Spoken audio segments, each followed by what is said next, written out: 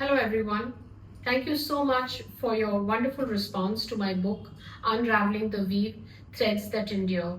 I'm extremely overwhelmed at the response. Thank you so much, readers, for following me on my Instagram handle, Unravelling the Weave. For those who have as yet not read my book, let me give you a little insight into it.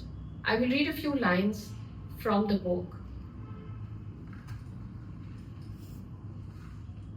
Punjab seems to always bear the brunt of any upheaval, and 1984 was one such year when the ground gave way beneath us. As if the Operation Blue Star was not enough, the Anti-Sikh Riots created a scenario unheard of in the history of the nation.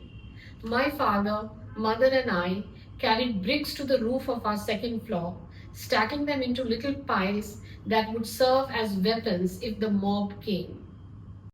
To know more about such incidences in my book, please read the book.